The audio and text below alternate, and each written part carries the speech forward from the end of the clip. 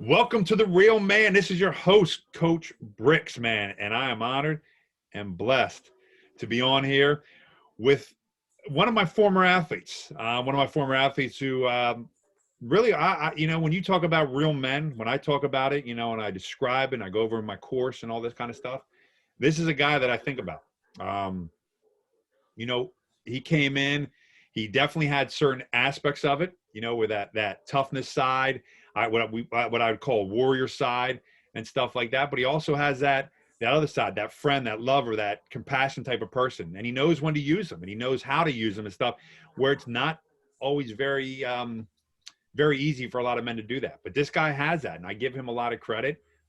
Getting to know him, training him and stuff like that. I give him a hard time because he still can't pick up my 1,500-pound tire like me, you know.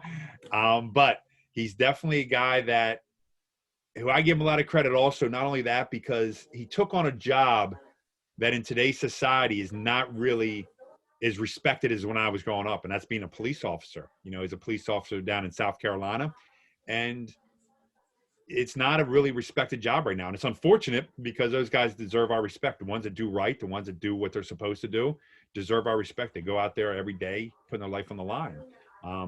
But he definitely epitomizes what I would consider a real man is. And I want to congratulate him too, because he just had a young son there, only 12 days old. So he's taking time out of his day here to, give you guys some information and hear from him and stuff, when he could be playing with that young one. So I know how that is, because when you have those young ones, you like playing with them, all the time you can. But they do sleep a lot at this age, so hopefully we're catching him in between a nap here before he gets back to it. But without me going in anymore, I want to introduce you here to Mark Bechtel. Mark, how are you today, man? I'm good. Yeah, speaking of the baby, he's actually eating, so I'll probably have to give the wife a foot massage or something over there later. There you Make go. her feel better. Yeah, I know how that goes, man.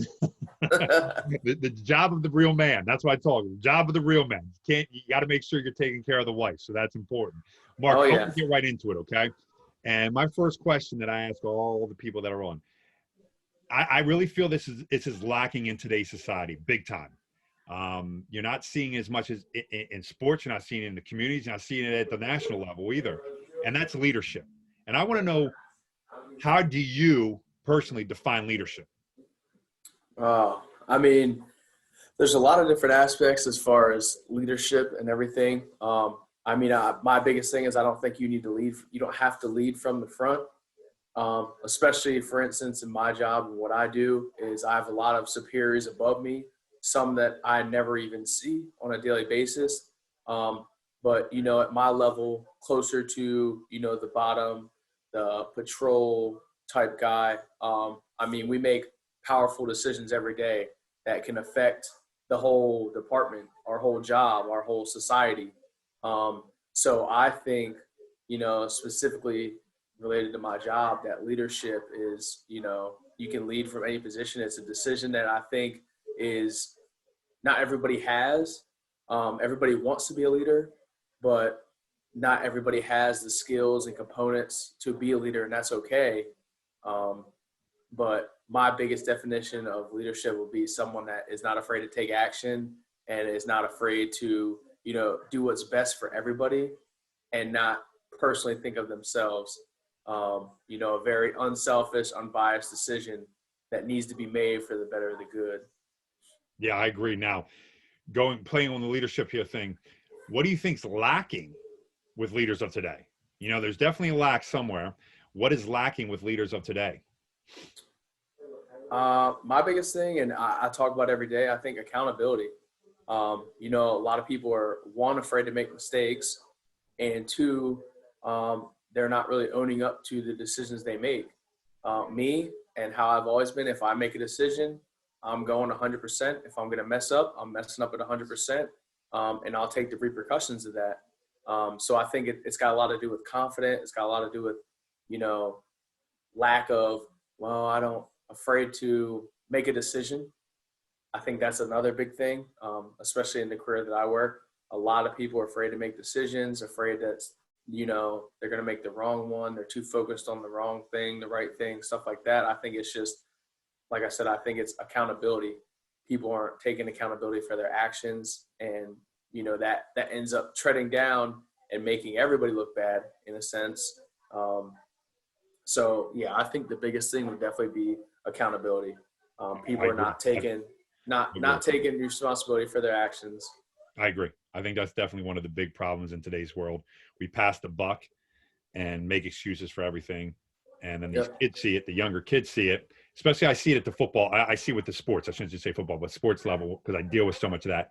And I see that a ton where certain people, the leaders or even the coaches, don't take accountability or gain the respect that they need and responsibility. And then I see the kids doing the same exact thing. And I'm like, dude, this is not going to end well. This is not going to end very good at all. So I agree with you with that. Who do you see, though, as a leader? And it can be on a national level, can be in the local community or whatever, but who do you see as a leader? Um, hmm. It's kind of tough right now. I mean, there's a lot of stuff. I would consider myself one, and the people I work with may agree. And like I said, that was something that I wasn't asked to do. That wasn't something that I I chose to do. It kind of just came upon myself. Like I said, when it came time to act and make decisions, I didn't hesitate. Um, at the same time, I know my place, I know my role, so I respect that as well. But at the same time, I'm not afraid to put in an input. I'm not afraid to, discuss. Yeah, Plan A sounds good, but we have this option too. Let's consider that. Um, so that's my biggest thing right now, and I'm taking classes because they're trying to put me through a training class at work. But my biggest thing is trying to improve my own leadership because growing up, I never looked at myself as a leader. I just, over the time and the years, would realize that people were following me. And that was kind of a thing where I recognized, like, oh, maybe I am a leader in my own sense. I may have not been, chosen to be one by somebody, but I have people that follow me. I have people that do what I do or do things because I've done it. Um, and that was my biggest thing, is actually realizing that, and not necessarily changing the way I do things and making myself a leader. But I was like, hey, people are watching, people are want to do the things that I'm doing and see that I'm not taking shortcuts, not taking the easy way out, and people are recognizing that. So if I can at least instill a little bit of that into someone, or just that one person to make a difference, then that right there is leadership to me. I feel like I'm doing my job as a leader, because then that person can go and take that to somebody else. That's awesome.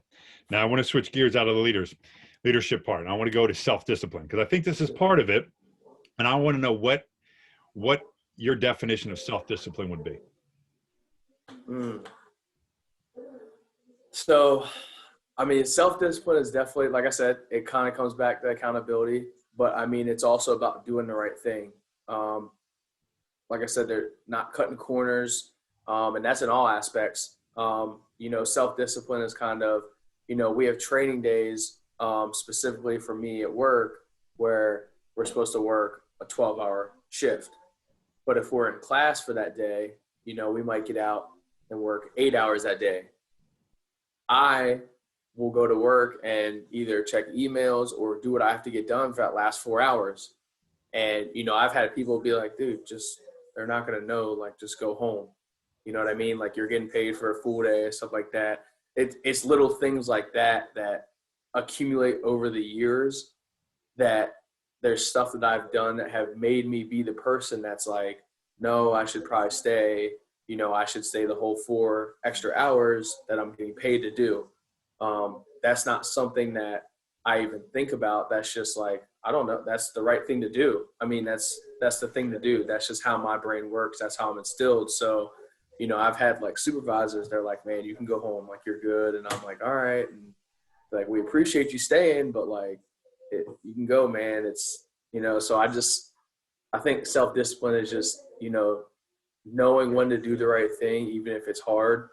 And like I said, coming back to accountability, but also with that is no one's having to hold you accountable. No one's having to discipline you.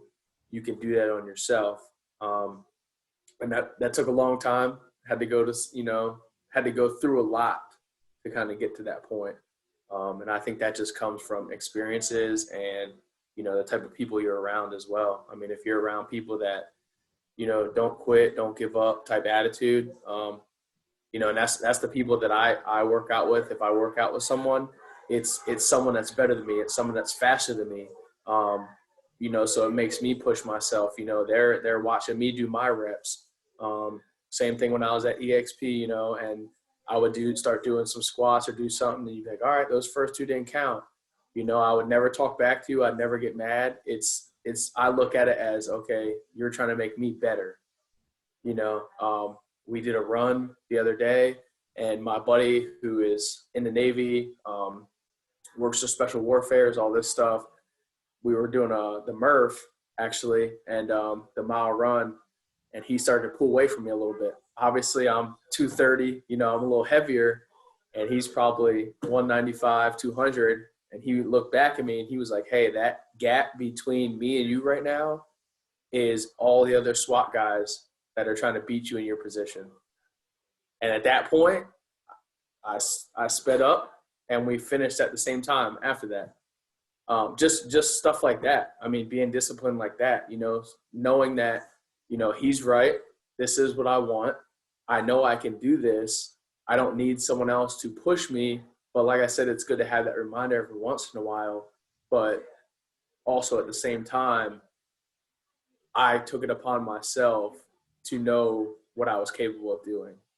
Yeah, I think that's excellent. Definitely an excellent example. Great stories that you just told there with that whole thing. And I think it's one of the more difficult things for many individuals to do.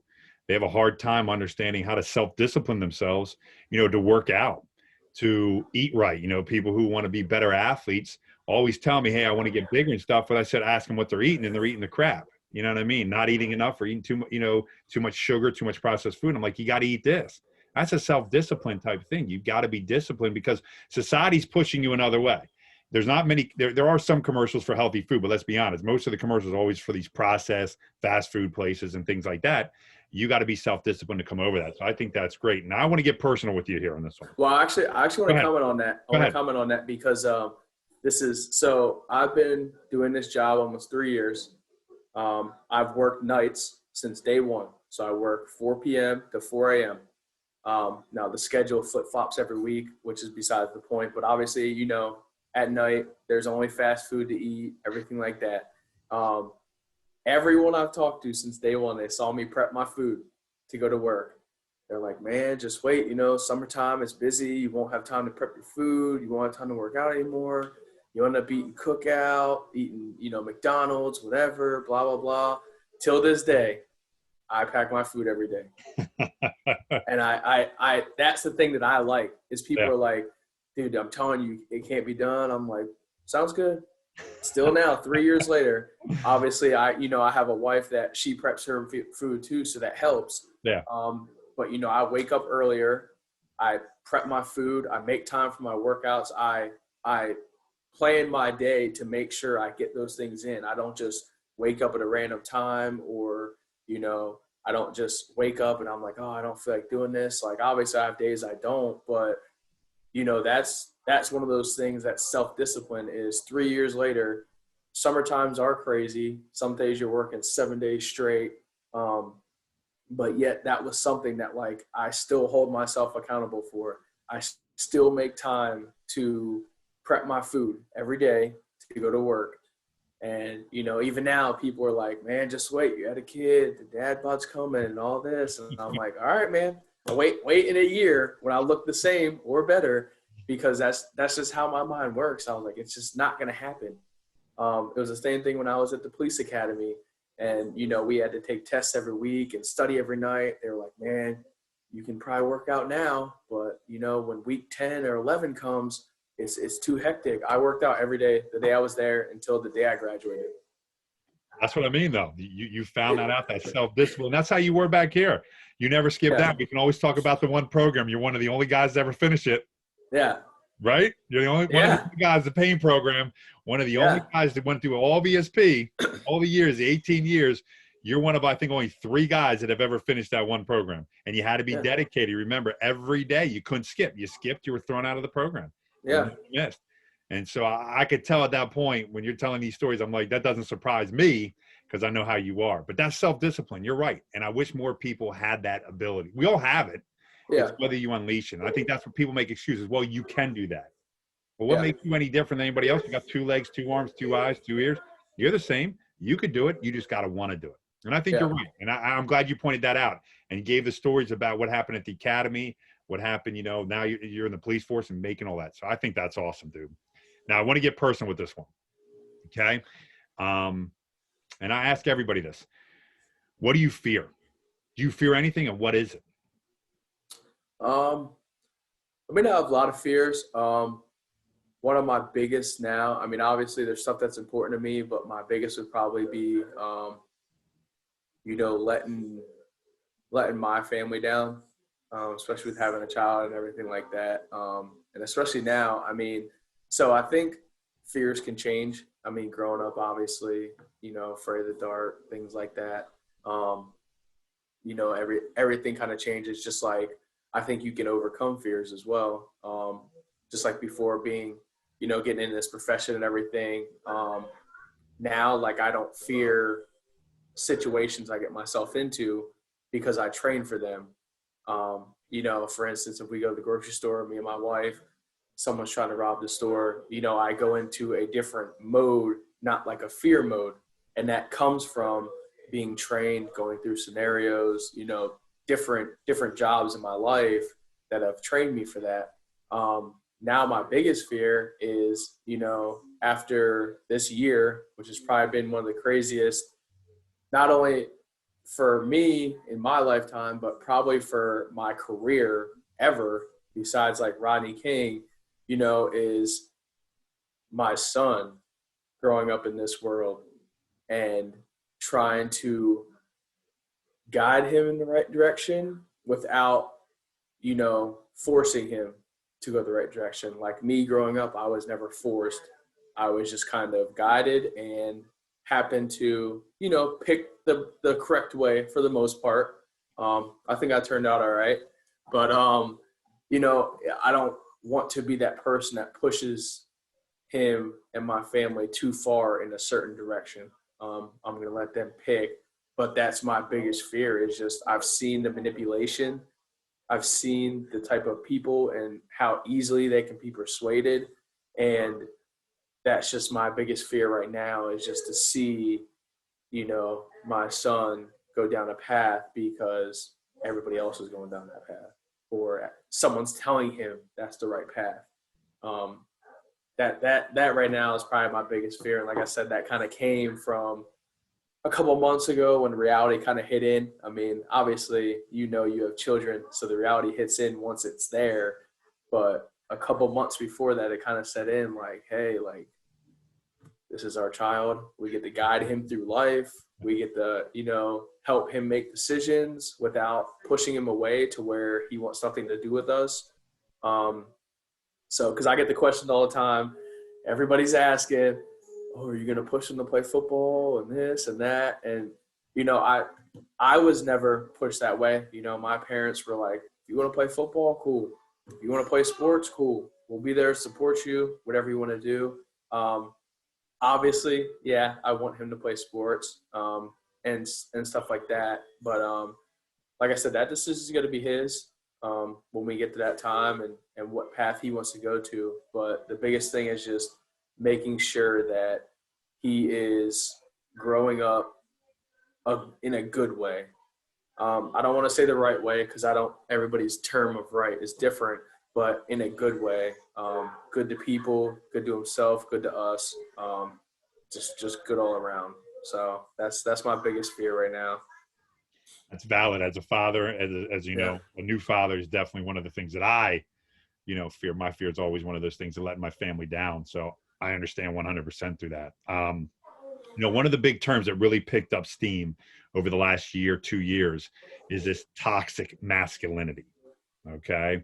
And everybody talks about it and everybody throws it out there that, males are all toxic, they got to get rid of this masculinity part.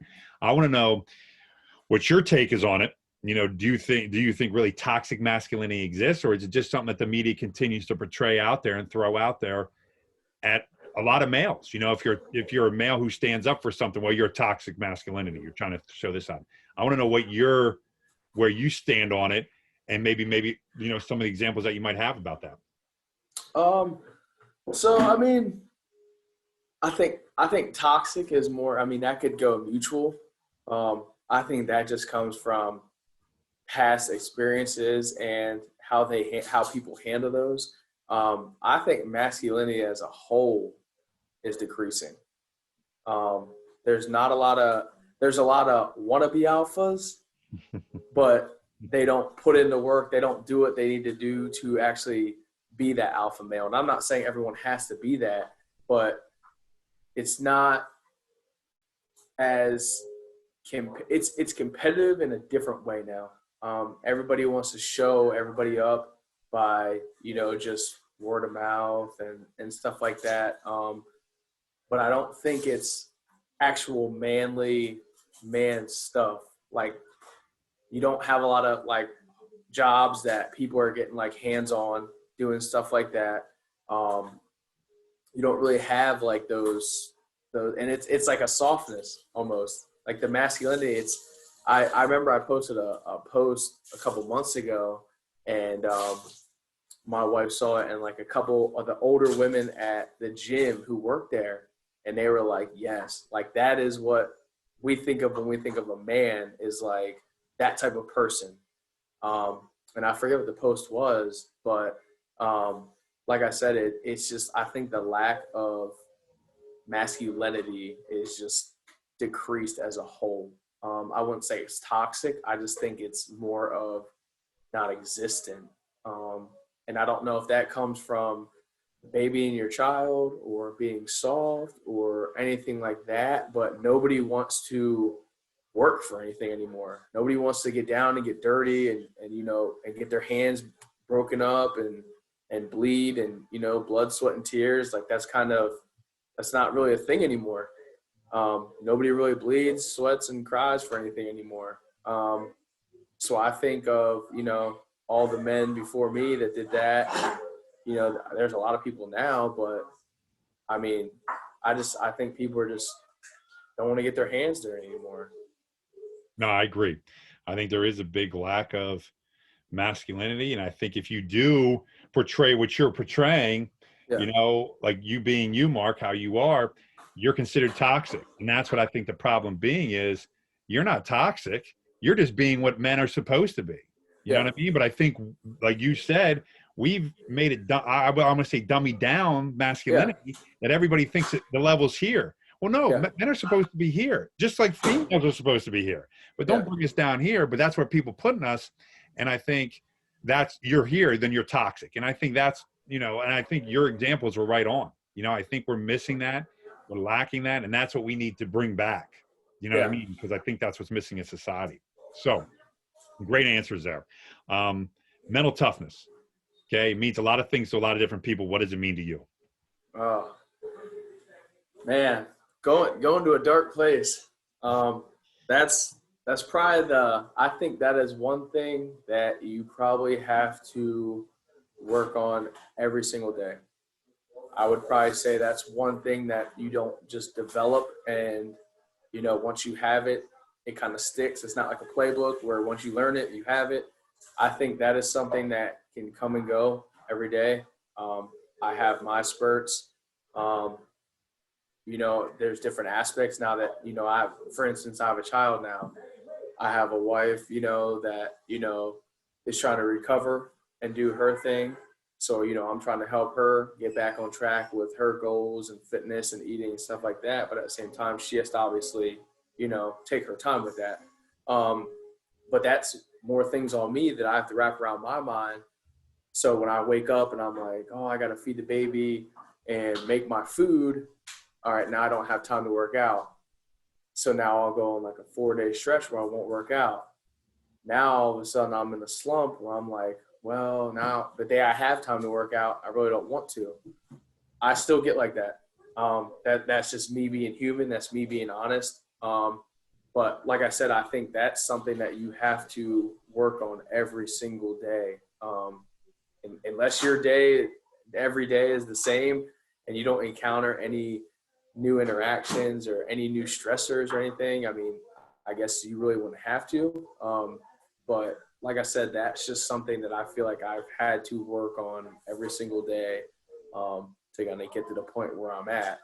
Now, once you get there, I mean, the more mental focus and discipline you have, it kind of stinks because you know what you're capable of.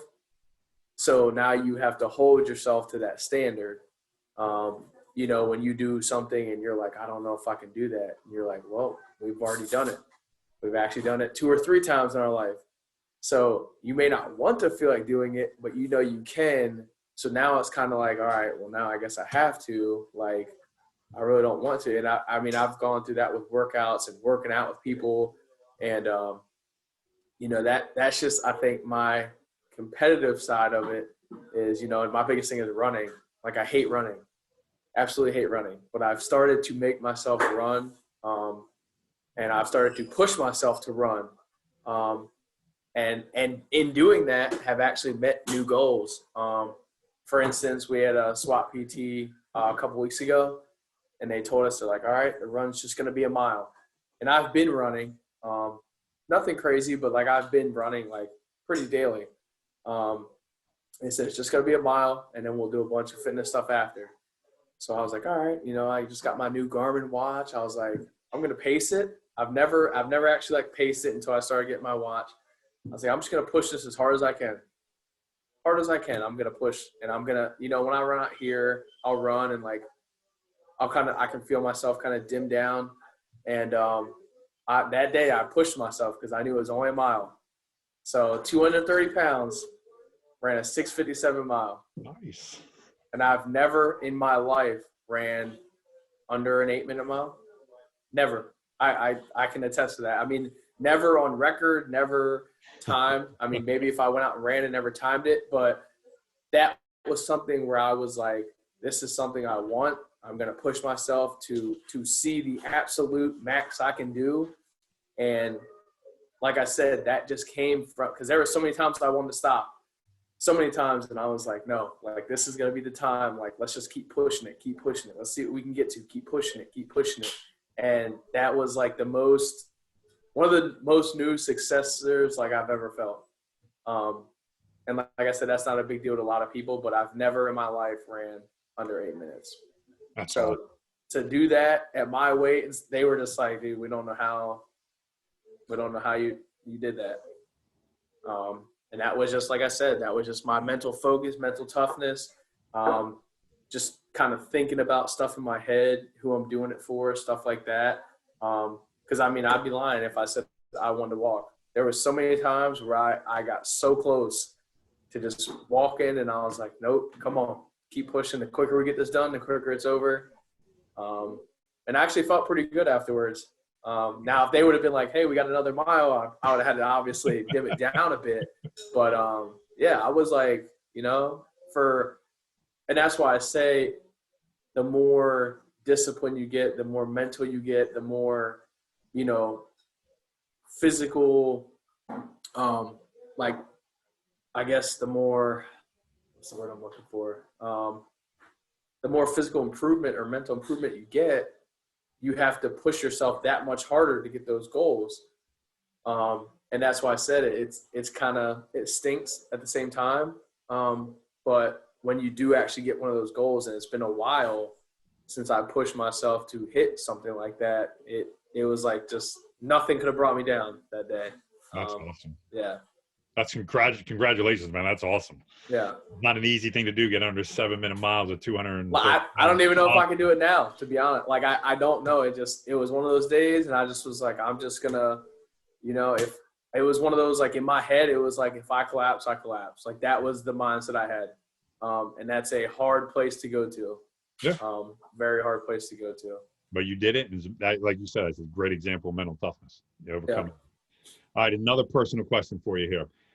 What is your biggest failure or / learning experience in your life?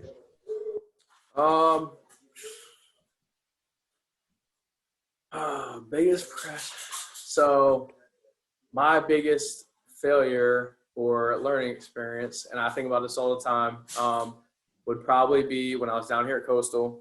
And I truly think, when I look back at my life, I truly think this is like the turning point of becoming the person I am today.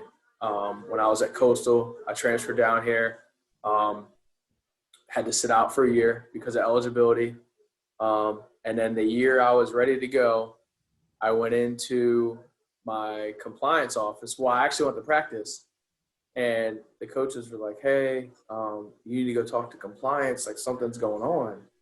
And I was like, "Okay." So I go over there, and they're like, the lady basically looks at me, which is funny. This lady, I actually work with her husband now. So she kind of looks at me, and she was like, "Yeah, you're out of eligibility." And I was like, what do you mean? I just transferred down here. They said I had to sit out for a year, and then I was eligible for this year. And she was like, yeah, no, like that year you sat out, you burned a year eligibility.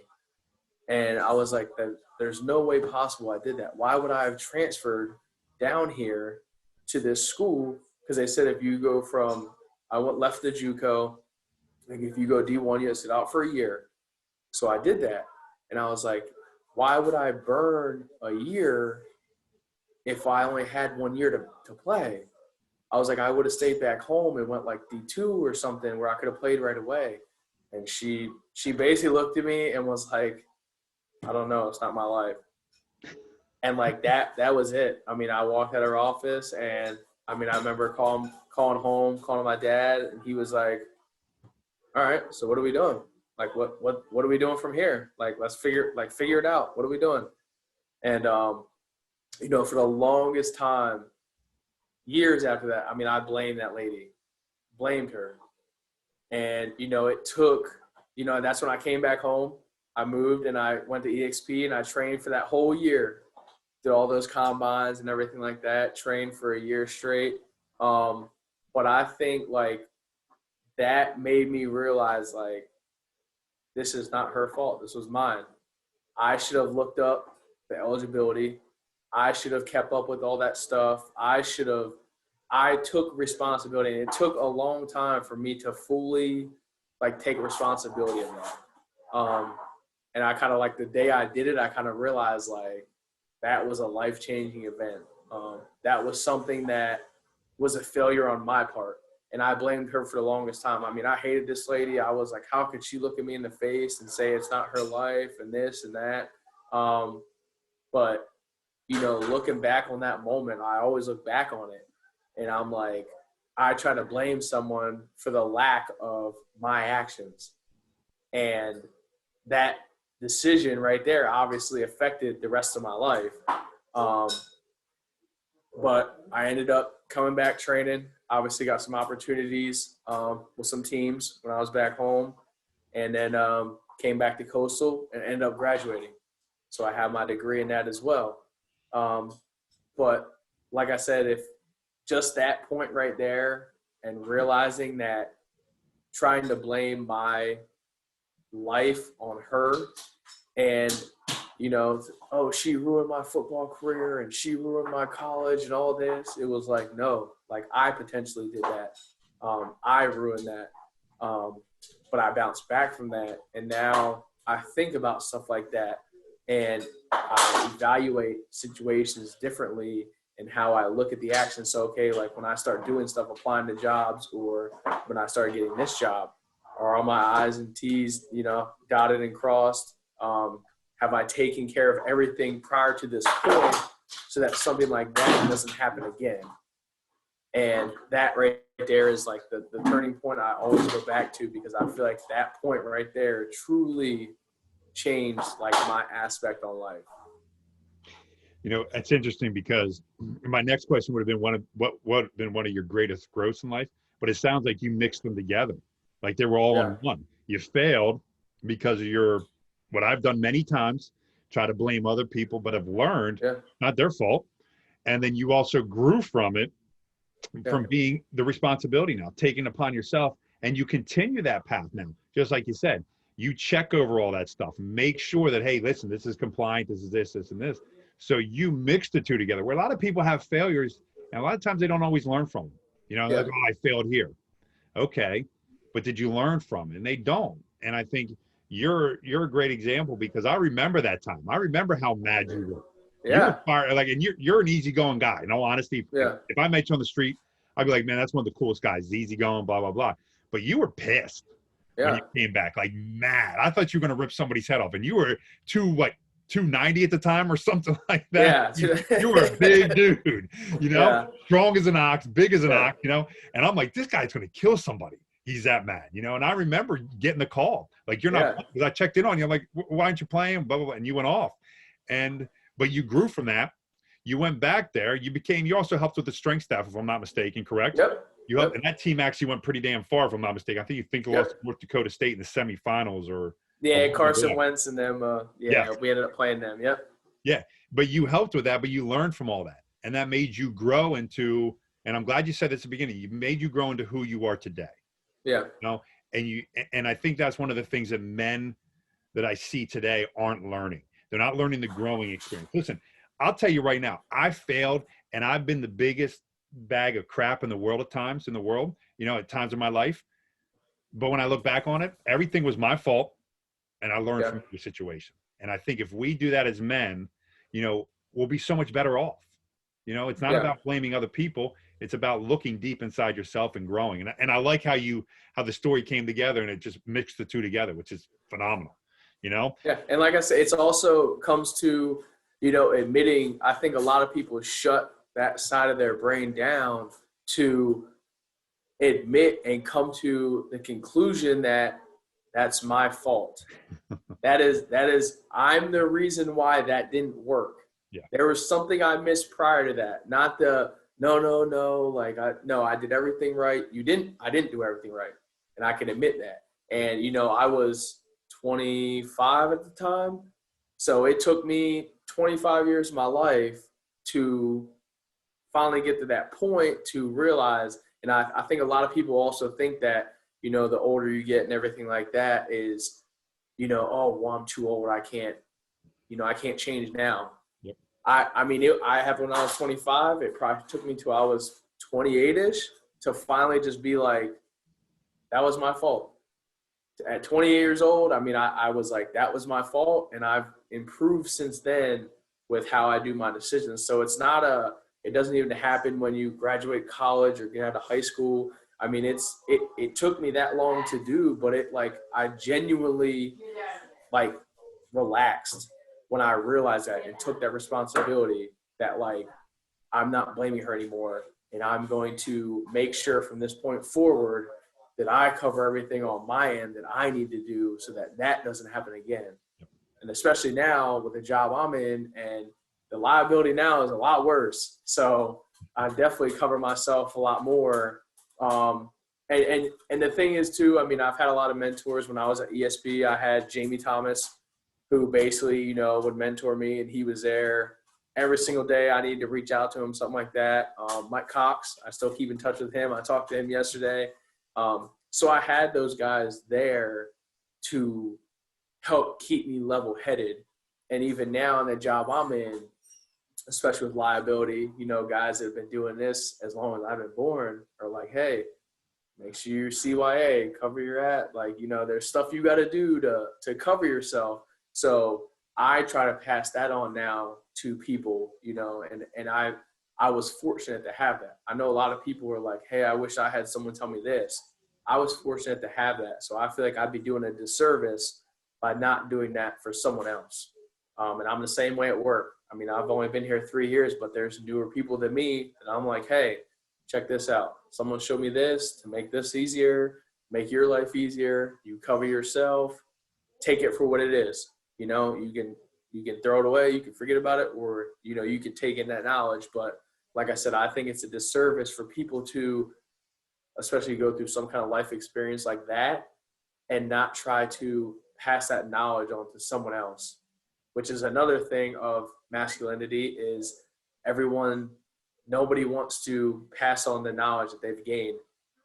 They got this mentality that, no, they got to learn it the way I learned it, the hard way. The problem is these kids don't want to learn it the hard way. So they're like, all right, well, I'm not going to do that then, because if you're not going to tell me the secrets to it, I'm just not going to do it. that wasn't the mindset back then. Our mindset was, all right, if you're not going to show me, like, I'm either going to make a new way to do it that's better than yours, or I'm going to figure it out. And now, like, that's the biggest thing. You just don't have that will, that, you know, that willpower to want to overcome or be the best, or, you know, find a new path, create your own new path. It's, well, he closed this exit, so I'm just going to turn around now. Yeah, no, I agree. I Yeah. think you're right on it. You know, with all that stuff, the knowledge and passing it on, I think is definitely key. Last question for you. All right. I need 3 characteristics of what you feel it makes up a real man.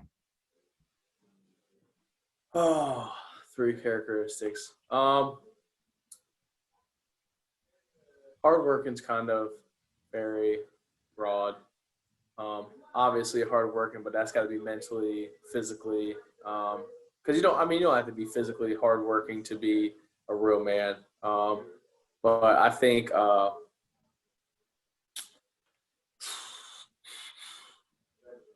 determination. I mean, you have to have some kind of goal. You have to have something you're aiming for, something to, if that goal is to make sure your family's fed every day, or make sure that you have a job, some kind of something that keeps you moving forward, that solely relies on you. I mean, it's like, for me, if I don't work or I don't do something, like, my family doesn't eat. So therefore, that is like my determination, is like, okay, that's life or threatening. Not like if I don't work out, I won't stay big. That I can live without. But something as that's that serious, where other people rely on you, and, you know, that for me is, like I said, determination. You have to have some kind of, whatever it is, something that's making you go in that direction, and not letting you give up. I would say honesty and trustworthy are kind of the same. And the reason I say honesty and trustworthy is because when you're not honest with yourself or honest with others, I think, and it happens, and that's why I think it's so big, is because the other side of that is to be able to overcome that honesty and trustworthy, to realize when you're not being honest with yourself, when you're not being honest with others, to come over that is extremely hard to do. Extremely, extremely hard to do. Admit your faults, admit when you're wrong. And like I said, come over those failures. So I think you got to be honest and trustworthy with yourself. And then, like I said, and I think with that too, well, the last one I'd probably say is accountability. I always go back to that. And I, even on all my interviews with different jobs I've been trying to get, that's the word I go back to, is accountability. Taking accountability for your actions, responsibility for your actions, owning up to the things that, you know, if you make a decision, I mean, that's your decision. You own it. You take the consequences that come with it, and you take the rewards that come with it. I think too many people now are too afraid they want the reward and don't want the risk. And like I said, that comes from accountability. Is they do something, they didn't get the reward, and they're like, well, you know, and you see it now in sports, especially, like it was always there, but even now it's more of the blame game, or it's like, well, I know we did good, but like, if the O-line would have done this better this week, and blah, blah, blah. It's never taking that responsibility for themselves. It's always somebody else to do something to prepare, or calling people out. It's kind of just like the dirt off the hands, like, it wasn't on me, and that's kind of the biggest thing. And I don't know, I feel like I look at it differently, especially from a job with me, that like accountability is huge, which people don't realize. Because like in my job, accountability is like, I can go to jail for making the wrong decisions, or doing stuff that isn't allowed to be done. So it's kind of hard for me to not make that important, solely just on the fact of it's you and you. A football game, you make a bad throw, you throw a game. I mean, that's not the end of the world. In my job is like, accountability is there's no one that's going to take your back. You're on your own.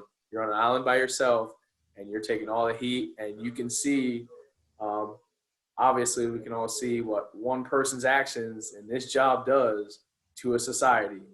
Um, I've talked to, I was on the hiring board at my job recently. I got selected to be on it, basically where people apply to come and to be a police officer. And I go through the interview process. It's me, a sergeant, a captain, and a couple of HR people. So there's a lot of brass in the room, and I got selected to be on that. And there was actually a guy, a police officer from Minneapolis, that applied to come here. And just doing the meeting with him, we had to do it with Zoom because of COVID, but just doing the meetings with him, like you could just tell like how defeated he was, how much like faith he has lost. He basically was like, I just want to leave. I lost faith in my department. One person's actions has done that to thousands of people across the country. And that's the other thing that is why accountability is so big, is because I need to be able to hold you accountable as well.